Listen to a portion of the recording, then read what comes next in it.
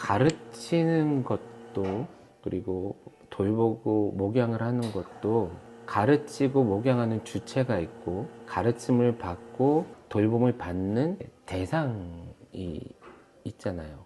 내가 가르치고 그들은 배우죠. 나는 돌보고 그들은 돌봄을 받아 변화가 생기는 걸 생각하죠. 근데 이제 언제부턴가 경쟁적으로 가르침과 돌봄의 주체들이 누가 더 잘하는지 레이싱을 하듯이 경쟁하기 시작하는 것 같아요. 당신 설교보다 내 설교가 더 훌륭합니다. 당신의 강의안보다 내 강의안이 훨씬 더 고급집니다. 나는 이렇게까지 돌봐. 소위 말해 선생님들끼리 경쟁하고 목양자들끼리 경쟁하는 것처럼. 그리고 실제 그것을 기준으로 우리는 사람들을 선택하거나 그것에 대해 페이를 하죠. 엄밀한 의미에서 가르치는 사람이 필요하고 돌보는 사람이 필요한 거는 배움이 필요하고 돌봄을 받아야 되는 환경에 있는 사람들의 삶 때문이잖아요. 어느새 우리들의 이야기가 너무 진해서 그들을 별로 신경 쓰지 않은 경우가 많다라는 거죠. 내가 되게 멋진 설교를 했는데 성도들, 아이들 대부분은 졸았어.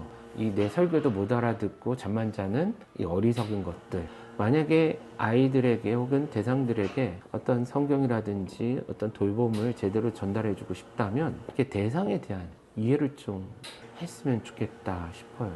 나이는 20살이지만 어떤 성경적인 지식은 3살짜리 아이일 수도 있다면 이 사람에게는 내가 3살 수준부터 해서 혀를 올리는 교육을 해야 되는데 우리는 자꾸만 높은 수준의 것을 얘기하면서 이것도 못 알아듣는 것들, 이런 식으로 이제 접근할 수 있잖아요.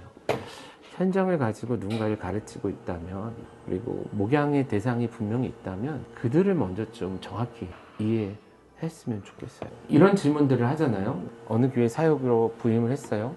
애들 수준이 어때? 뭐 이런 얘기를 하잖아요. 근데 우리는 평균치를 보통 얘기를 하지만 이제부터는 하나하나 혹은 그룹 져서 한 몇 명 정도는 아주 신앙의 기초가 필요해요.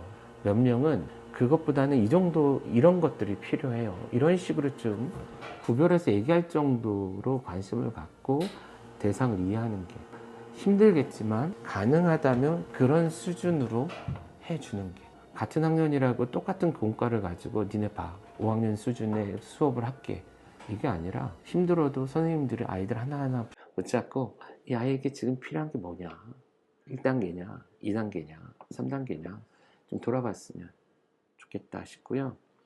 그리고 어떤 수준 높은 신앙적인 케어를 필요하겠지만 어떤 친구는 진짜 콧물도 못 닦을 정도로 상태가 안 좋을 수 있는 애들이 있다면 손수건 하나 꺼내서 콧물 닦아주는 것도 목양이잖아요. 어느 누구로부터 칭찬 한번 들어보지 못했던 애가 있다면 어떻게든 대화하면서 칭찬거리 하나 찾아봐 주는 것도 하나의 방법이듯이 그들로부터 시작해서 사역을 준비해가면 좋겠다, 이런 생각이 듭니다.